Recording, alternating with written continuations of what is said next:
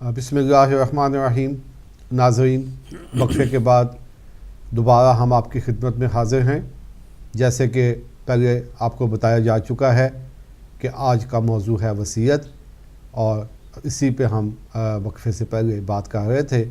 تو میں قبلہ صاحب سے درخواست کروں گا کہ اسی موضوع کو جاری رکھیں. جی، تو بخاری صاحب ہم بات کر رہے تھے کہ اگر انسان جو ہے وہ اپنی موت کی نشانیاں دیکھ لے، اس کو چاہیے کہ جو لوگوں کی امانتیں اس کے پاس ہیں ان کو واپس پلٹایا جائے، یا لوگوں کو ان کو اطلاع دی جائے.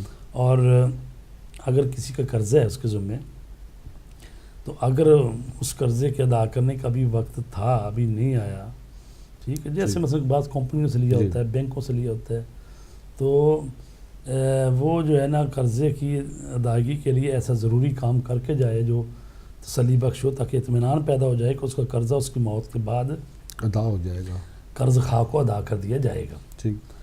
مثلا اس صورت میں اس کے قرضے کا کسی دوسرے کو علم نہ ہو. بعض دفعہ ایسا بھی ہوتا ہے کہ کسی دوسرے کو علم بھی نہیں ہوتا قرضے کا، ٹھیک ہے نہیں، تو اس میں پھر وصیت کرے اور گواہوں کے سامنے وصیت کرے. لیکن اگر قرض کی ادائیگی کر سکتا ہے تو پھر فوراً ادا کر دینی چاہیے. بہتر تو یہی ہے نا اپنے ہاتھ سے ہی کام کر جائے، تاکہ بعد میں جتنی دیر تک اس کا قرض ادا نہیں ہوگا تو پھر عالم برزخ میں تکلیف میں رہے گا. جی. السلام علیکم. علیکم السلام. بھیا میرے کو بات کرنی ہے، وصیت کے بارے میں پوچھنا ہے کچھ میرے کو. جی، کون میرے بھائی، کہاں سے بولتے ہیں؟ جی میں حسن اللواتی بات کرتا ہوں. جی فرمائیں. مسقط سے. جی مسقط سے. جی پوچھیے بھائی، کیا پوچھنا چاہیں گے آپ؟ بس یہی کہ اگر انسان علیکم السلام بھیا. جی میں حسن اللواتی بات کرتا ہوں مسقط سے. جی ٹی وی کا والیوم بند کر دیں تو ٹیلی فون سے بات کریں. اچھا، ایسا ہے کہ اگر انسان وصیت نہیں کرے، بیمار ہو گئے اور پیسہ بھی ہو اس کے پاس، تو پھر اس میں کیا وہ ہے؟ جی بتاتے ہیں. اچھا، یہی سوال ہے جی آپ کا؟ ہاں جی ہاں. ٹھیک ہے. جی ٹھیک. جی ہم نے عرض کیا تھا کہ خود وصیت کرنا تو واجب تو نہیں ہے، مستحب ہے. لیکن جب دوسروں کے قرضے، حقوق، نماز روزہ جو نہیں پڑے رہتے ہیں تو پھر واجب ہو جائے گی. مطلب حقوق ادا کرنا، دوسروں کو دینا تو واجب ہے. تو پھر اس صورت میں واجب ہو جائے گا کہ بتانا پڑے کہ میرے ذمے یہ چیزیں ہیں، یہ قرضہ ہے، یہ نمازیں ہیں، یہ روزے ہیں، یہ مطلب کسی کی امانت تھی میرے پاس. تو اس صورت میں تو پھر ضروری ہو جائے گا. ٹھیک ہے، اس صورت میں پھر واجب ہے یہ. تو انہوں نے کہا کہ کیا ہوگا؟ تو ظاہر ہے کہ اگر وصیت کر کے نہیں جائے گا تو پچھلے لوگوں کو پتہ نہیں چلے گا، وہ ادا نہیں کریں گے. جب ادا نہیں کریں گے تو پھر ظاہر ہے کہ اس کو بھگتنا تو اس کو ہی ہے نا. بعض دفعہ ایسا بھی ہوتا ہے کہ بھئی انسان مال تو اکٹھا کرتا رہتا ہے، اور اکٹھا یہ کرتا رہتا ہے اور اس کا حساب اس کو دینا ہے. حالانکہ کہا گیا ہے کہ بھئی حلال میں حساب ہے اور حرام میں عقاب ہے. تو اگر آدمی چلا جائے دنیا سے اور جتنا مال اس نے اکٹھا کیا ہوا ہے، اور بعد میں اولاد اور دوسرے تو اس سے فائدہ اٹھا ہی رہے ہیں، لیکن حساب کس کو دینا پڑا ہے؟ اس کو. اور مولا کائنات علیہ السلام فرماتے ہیں کہ انسان کو دوسروں کے لیے خزانچی نہیں بننا چاہیے کہ بھئی یہ خود اکٹھا کرتا رہے، حساب یہ دے گا اور عیاشی دوسرے لوگ کریں گے. تو جو شخص اپنے آپ میں موت کی نشانیاں دیکھ رہا ہو، اگر زکوٰۃ، خمس اور مظالم اس کے ذمے ہوں. کیا چیز؟ مظالم یہ ہوتا ہے کہ کسی کی کوئی نہ کوئی چیز لے لی. مطلب بات جیسے ہوتا نہیں ہے کسی کے مطلب گاؤں میں بھی ہوتا ہے نا، کسی کی چھلیاں توڑ لی، گنے پان لیے بغیر اجازت کے، مطلب بغیر اجازت کی کسی کے مال میں تصرف کیا ہوا ہے. یہ ظلم سے نکلا. ہاں، تو مطلب یہ جو ظلم ہے تو رد مظالم، یہ جو ظلم کیے ہوئے ہیں لوگوں پہ، اب اس کو رد کرنا چاہیے. یا کسی کی توہین کی ہے، کسی کو، ساری چیزیں اس میں آ جائیں گی. تو پھر وہ جن کے ساتھ ظلم کیا ہوا ہے، اگر تو چھوٹا ہی ظلم سمجھو، لیکن بہرحال یہ ساری چیزیں ادا کرنی پڑتی ہیں. تو یہ جو ہیں رد مظالم جو ہیں، اور انہیں وہ اس وقت ادا نہ کر سکتا ہو، لیکن اس کے پاس مال یا اس کے بعد کا احتمال ہو کہ کوئی دوسرا شخص یہ چیزیں ادا کر دے گا، تو ضروری ہے کہ وصیت کرے. اب دیکھنا یہاں ضروری ہے کہ وصیت کرے. اگر اس پر حج واجب ہو تو اس کا بھی یہی حکم ہے، لیکن اگر وہ شخص اس وقت اپنے شرعی واجبات ادا کر سکتا ہو تو ضروری ہے کہ فوراً ادا کرے، جی اگرچہ وہ اپنے آپ میں موت کی نشانیاں نہ دیکھے. یعنی اگر اس کے پاس مال ہے کر بھی سکتا ہے، حج واجب ہوا تھا کئی سال سے، اب ایسی بیماری لگی کہ مثلا دائمی ہو گئی ہے یا مثلا ہو سکتا موت اس میں واقع ہو جائے، تو پیسے ہیں تو پھر حج پر بھیجے اسی سال، کسی کو دے کے، تاکہ حج کئی سالوں سے پڑا تھا کرائیں گے، اگلے سال کریں گے، اگلے سال کریں گے، بیمار ہو گیا ہے اب خود تو کر نہیں سکتا، پھر کسی دوسرے کو بھیجے. اور اسی طرح دوسری جو شرعی واجبات ہیں جن کو وہ ادا نہیں کر سکتا تو ان کو فوراً ادا کرے، اگرچہ وہ اپنے آپ میں موت کی نشانیاں نہ بھی دیکھے. ضروری نہیں کہ بھی بالکل قریب المرگ ہی پہنچے تو پھر ہی کرے، نہیں، اس سے پہلے بھی کرے. اچھا، جو شخص اپنے آپ میں موت کی نشانیاں دیکھ رہا ہو، اگر اس کی نمازیں اور روزے قضا ہوئے ہوں تو ضروری ہے کہ وصیت کرے کہ اس کے مال سے ان عبادات کی ادائیگی کے لیے کسی کو اجیر بنایا جائے، اجرت پہ، یعنی جس کو پڑھائی جاتی ہیں نمازیں. بلکہ اگر اس کے پاس مال نہ ہو لیکن اس بات کا احتمال ہو کہ کوئی شخص بلا معاوضہ بھی ادا کر دے گا، پھر بھی وصیت کرنی چاہیے. مال نہیں بھی ہے تو کسی کو منت ترلئی بھی کسی سے کہہ دیں کہ بھی پڑھا دیں. جی ہاں. السلام علیکم. وعلیکم السلام. جی، کون میرے بھائی کہاں سے بولتے ہیں؟ جی ہاں جی، کون میرے بھائی کہاں سے بولتے ہیں جناب؟ السلام علیکم جناب. علیکم السلام. میں احمد بول رہا ہوں. جی احمد بھائی، کیا پوچھنا چاہیں گے؟ جی، سوال جو کیا تھا میں نے یہ وراثت کے بارے میں، جواب تو مل گیا. جی، آپ نے کہا کہ مضمون اس کا جو ہم نیکسٹ ویک میں رکھیں گے. جی، تو اس تکلیف میں اکثریت پائی جاتی ہے. جی، آپ نے اس کا خود ہی نشاندہی کر دی تھی. جی، تو اس طرف بھی توجہ دلانی چاہیے ہمارے مسلمان ممالک میں، جی، تاکہ اس گناہ سے، اس زیادتی سے بچیں. جی، تاکہ پھر اس وقت جو پچھتاوا رہ جائے گا جی، تو اس کا ذمہ داری جو ہے ہمارے علماء پر بھی جاتی ہے جی، کہ اس طرف توجہ جو مبذول کرانے کا، میرا یہ سوال کرنے کا مقصد یہ تھا. ٹھیک ہے جی، بڑی اچھی بات ہے، شکریہ. جی، ہم اپنی سے کوشش کر رہے ہیں. جی. اچھا جی، تو اگر وہ اس کے پاس مال نہیں ہے تو پھر بھی اس کو وصیت کرنی چاہیے کہ ہو سکتا ہے کوئی شخص بلا معاوضہ ہی اس کی نمازیں پڑھ دے، تب بھی اس پر واجب ہے کہ وصیت کرے. لیکن اگر اس کا اپنا کوئی ہو، اپنا ہو، مثلا بڑا لڑکا ہے اور وہ شخص جانتا ہے کہ اگر اسے خبر دی جائے تو اس کی قضا نمازیں اور روزے بجا لائے گا، اسے خبر دینا ہی کافی ہے. وصیت کرنا بھی ہو نا اس طرح سے باقاعدہ، اس کو خبر دینا ہی پتہ ہو کہ بھی اس کو، بچے کو، میرے باپ کی تھی نمازیں یا روزے یا یہ چیزیں قضا ہیں، تو یہ ویسے بھی بڑے بیٹے پر واجب ہوتا ہے کہ وہ اس کو پڑھے. جی. اچھا قبلہ، اکثر جب ہم جاتے ہیں نماز جنازے پہ، جی، تو نماز کے بعد کوئی صاحب بھی یہ مطلب اناؤنسمنٹ کرتے ہیں کہ اگر کسی نے کوئی وینا دینا ہے تو وہ وسا کے ساتھ جو ہے وہ رابطہ کر سکتا ہے. تو یہ بھی اسی سلسلے میں یہ بھی اچھی بات ہے. یہ جی کسی حد تک یہ بھی ازالہ کرتی ہے. اگر کسی نے کچھ ہاں جی دینا ہے یا لینا ہے، جی دونوں باتیں کرتے ہیں کہ بھی ہمارے باپ نے کسی کو کوئی امانت کڑائی ہو تو ابھی نہیں بتا سکا تو وہ دے دو واپس کے ساتھ. جی ٹھیک ہے. لیکن اگر ہمارے باپ نے کسی کو کچھ دینا ہے، مثلا اولاد اعلان کر، تو اچھی بات ہے. مطلب یہ تو چلو انہوں نے اچھا کیا ہے، اعلان کر دیا تو، لیکن اگر اس کو خود مرنے والے کو پتہ تھا کہ یہ چیزیں ہیں تو یہ بتایا گیا نا کہ ان کو، اس کو خود ہی بھی کر کے جانا چاہیے تھا. صحیح. بالکل ٹھیک. جو شخص اپنے آپ میں موت کی نشانیاں دیکھ رہا ہو، اگر اس کا مال کسی کے پاس ہو یا ایسی جگہ چھپا ہو جس کا ورثہ کو علم نہ ہو، تو اگر لا علمی کی وجہ سے ورثہ کا حق تلف ہو رہا ہو تو ضروری ہے کہ انہیں اطلاع دیں. مثلا کہیں چھپا کے رکھی تھی چیز یا کسی کے پاس رکھی تھی، اب ایسے ہی چلا جا رہا ہے دنیا سے، بتا نہیں رہا، تو اس سے باہر والوں کا حق تلف ہو رہا ہے تو اس کو پھر بتانا چاہیے، اطلاع دے. اور یہ لازم نہیں کہ وہ اپنے نابالغ بچوں کی نگران اور سرپرست مقرر کرے. ہم یہ بھی تو ہوتا ہے نا کہ بھی جا رہا ہے تو بچے ابھی چھوٹے ہیں، تو یہ بھی ہوتا ہے کہ کسی کو سرپرست کر دے. لیکن مثلا اگر اس کی بیوی ہے، بچے ہیں، تو ضروری تو نہیں ہے کہ کسی اور کو ضرور ان نابالغ بچوں کا سرپرست مقرر کر کے جائے. نہیں، اگر وہ سمجھتا ہے کہ بیوی یعنی بعد میں ماں ہے اور وہ اس کو سنبھال لے گی، مطلب.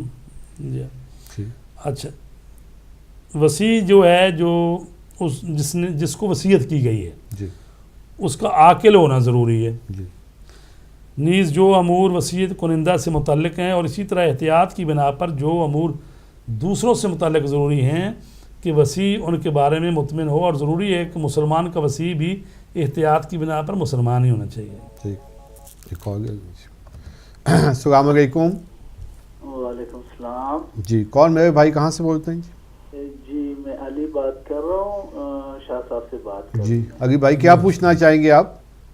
میں پوچھنا یہ چاہتا ہوں کہ یہ بہت سے ایسے لوگ ہیں جو تقریباً میں نے سنا ہے خود اپنے کھانوں سے، بلکہ دیکھا بھی ہے، جی وہ بچوں کو گالیاں وغیرہ دیتے اپنے، یہ جو مائیں وغیرہ ہیں، فار ایگزامپل بولتے ہیں کہ گدھے کے بچے یا فار ایگزامپل کتے کے بچے، ایسے کچھ بولتے ہیں. جی تو اس سے اسلامی شرع میں وہ میں نے سنا تھا کسی سے کہ اس عورت کو اس کے لیے بولنا نہیں چاہیے، گناہ تو ہے لیکن طلاق ہو جاتی ہے، کچھ ایسے. میں نے کہا مجھے کچھ پتہ نہیں اس بارے میں، لیکن میں نے کہا کہ شاہ صاحب سے پوچھ لوں کچھ. جی ٹھیک ہے. علی بھائی سوال تو ہمارے موضوع کے مطابق نہیں ہے، لیکن قبلہ صاحب سے درخواست کریں گے کہ اس کا جواب دے دیں. ٹھیک ہے جی، مہربانی. سوری میں کوئی بات نہیں، بتا دیتے ہیں جو کچھ نہ کچھ. تو جی ایسا ہے کہ گالی گلوچ کرنا تو ویسے ہی اسلام اس کی اجازت نہیں دیتا، فحاشی کرنا اور بد زبانی کرنا یہ تو تہذیب کے دائرے میں نہیں ہے.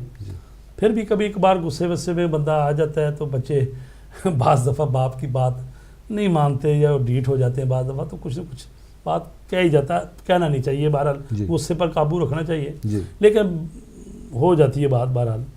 تو ظاہر ہے کہ گھر میں اگر آپ تہذیب سکھانا چاہتے ہیں تو سب سے پہلے ماں باپ کو ہی مہذب ہونا پڑتا ہے. اگر وہ تہذیب یافتہ ہیں ماں باپ تو تبھی بچوں پر اس کا اثر ہوگا. اور رہ گئی یہ بات کہ اگر بیوی کو گالی والی نکال دے تو اسے نکاح ٹوٹ جاتا ہے، نہیں نکاح اس سے نہیں ٹوٹتا. ہاں البتہ کچھ چیزیں ایسی ہیں وہ زہار ہے، مثلا وہ گالی اس قسم کی ہے کہ بھی تیری پشت میری ماں کی پشت، ٹھیک ہے، تیری پشت میری ماں جیسی، مثلا اس طرح کی گالی ہو تو وہ عربوں میں یہ کرتے تھے، اس کو کہتے ہیں زہار کر دیا ہے. تو یعنی وہ کفارہ دینا پڑتا ہے، کفارہ دے گا تو پھر دوبارہ وہ حلال ہوئے گی. تو وہ علیحدہ چیز ہے، لیکن وہ ہمارے معاشرے میں نہیں ایسا.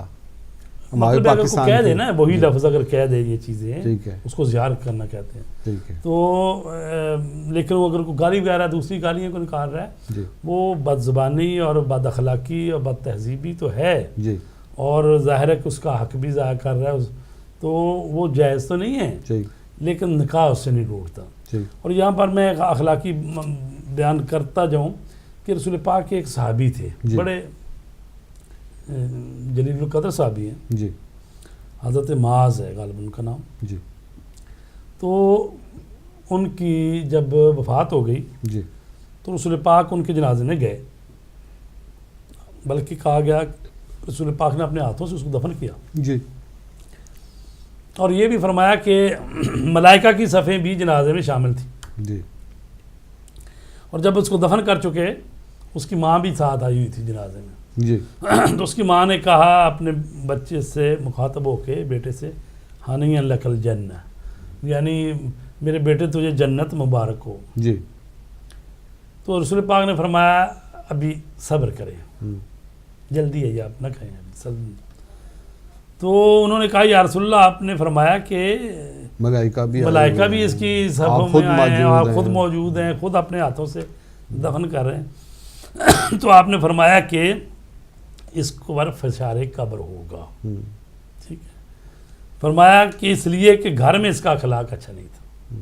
ویسے تو بڑا اچھا نیک صاحب ایمان اور رسول پاک کا سچا صحابی ہے، لیکن بعض دفعہ ہوتا ہے کہ بڑے نیک ایماندار بندے بھی جو ہوتے ہیں جب گھر میں جاتے ہیں تو پھر افسری کرتے ہیں. مطلب گھر میں جو ہے نا وہ بیگمات کے ساتھ رویہ اچھا نہیں ہے، یا بچوں ٹھیک ہے، بچوں کے ساتھ یا بیگم، زیادہ بیگم کے ساتھ ہی مسائل ہوتے ہیں. تو وہ گالی گلوچ ہو جائے یا مثلا اخلاق اچھا نہ ہو یا تو اس کا بھی بھگتنا پڑتا ہے. تو یہ کہا رسول پاک نے کہ اس کو فشار قبر ہے، اس کے بعد ہو سکتا ہے. ظاہر ہے باقی تو اگلا مرحلہ کو عالم برزخ میں آدمی پاک ہو جاتا ہے ان چیزوں سے جو قباحتیں ہوئی تھیں. عالم برزخ میں اس کو یہ عذاب ملتا ہے تو تاکہ قیامت کے دن جب اٹھے گا تو پھر وہ صحیح پاک صاف اٹھے، یہ ان چیزوں سے جو اس کی برائیاں تھیں وہ دھل جائیں. ٹھیک ہے. تو بات یہ ہے کہ جو گالی گلوچ کی انہوں نے بات کی تھی کہ یہ واقعاً، لیکن ایک مصیبت یہ ہے کہ بعض دفعہ ہماری قوموں میں بعضوں کے وہ عادتیں ایسی بگڑ گئی ہوتی ہیں، بات بات پہ گالی نکالتے ہیں، جی یعنی ان کو مزہ ہی نہیں آتا بات کرنے کے جب تک اپنی گفتگو میں ایک دو گالیاں نہ نکال لیں. جی تو یہ ظاہر ہے کہ یہ پرہیز کرنا زبان چاہیے جو ہے نا اس سے. یہ صحیح نہیں ہے، بد تہذیبی ہے یہ. اور اسی طرح پھر جب عادت ہوتی ہے تو پھر گھر والوں کو بھی نکالتے ہیں، بچوں کو بھی نکالتے ہیں.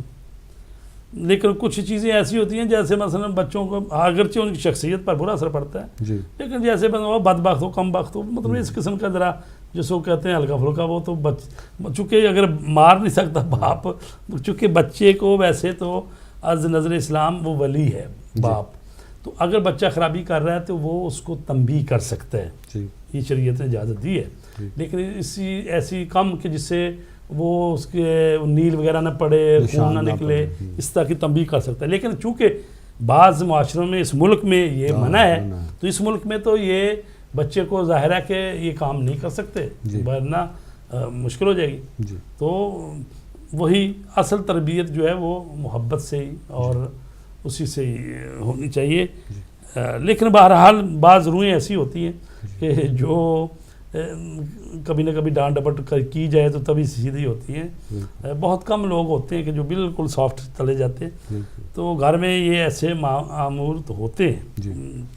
لیکن بہرحال ہر چیز کا رد عمل بھی ہے، اور حقیقتاً اگر ہمیں چاہتے ہیں کہ ہماری اولادیں صحیح تربیت ہو تو سب سے پہلے پھر ہمیں اپنے آپ پر ضبط کرنا پڑے گا، مہذب ہو جائیں خود ہی تو صحیح ہو. اور غصے کا کافی جگہ پہ میں نے پڑھا ہے کہ سب سے بہتر تو خاموشی ہے.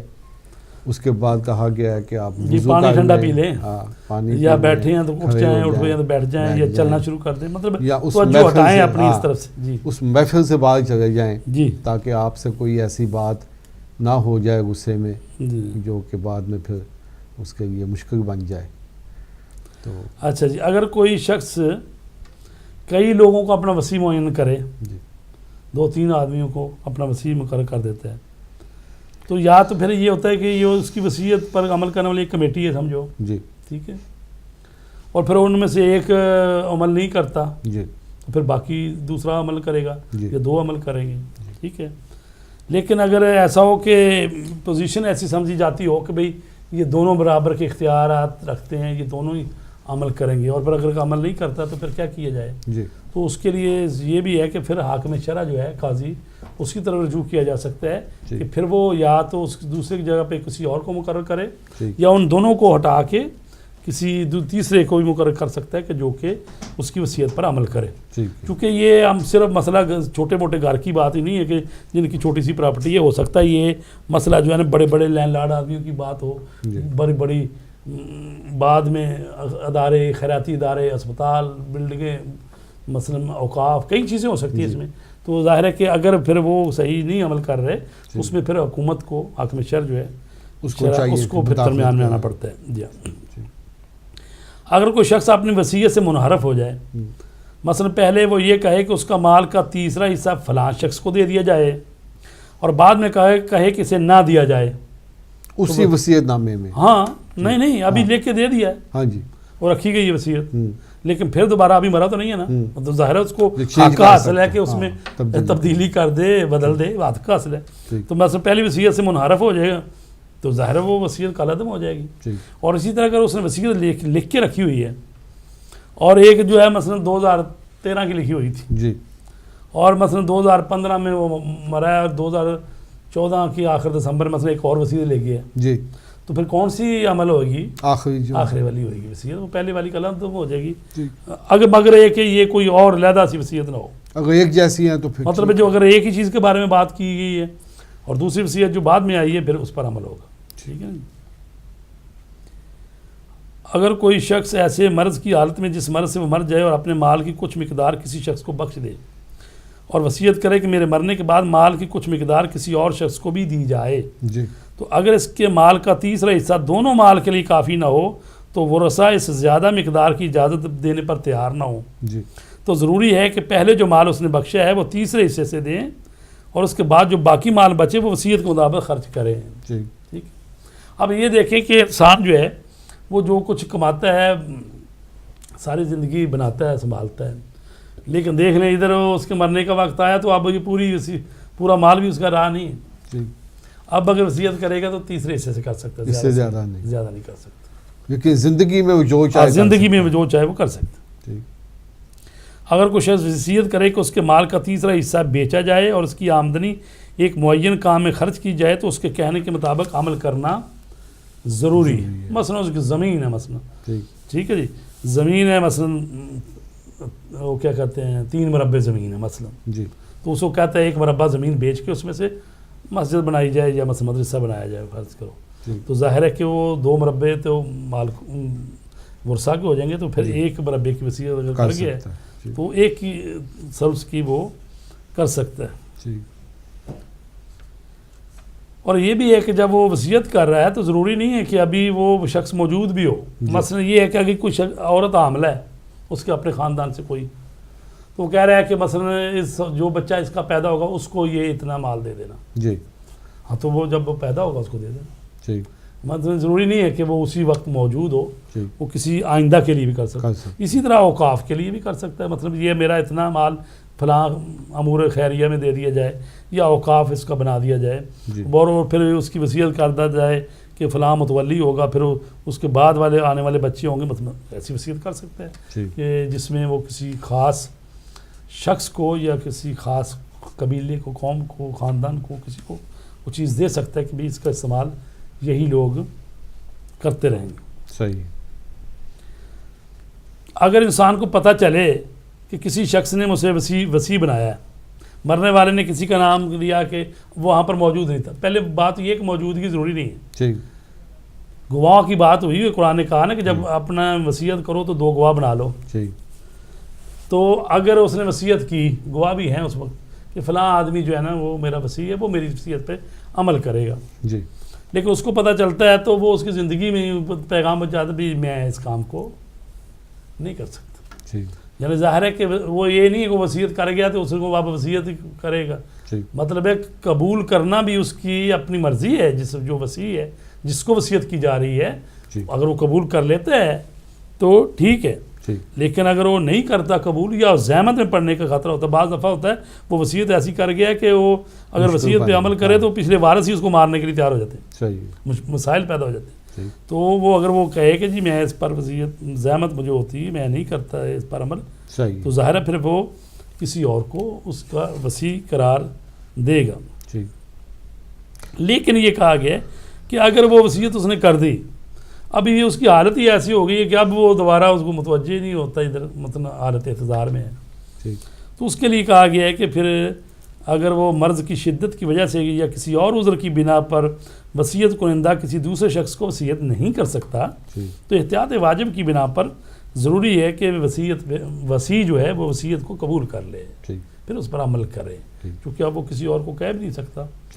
جی ہاں، کیونکہ ہمارا پروگرام جو ہے اپنے آخری مراحل میں داخل ہو چکا ہے، تو آپ سے التماس ہے کہ اپنے مخصوص انداز میں دعا فرما دیں تاکہ پروگرام کا اختتام کیا جا سکے.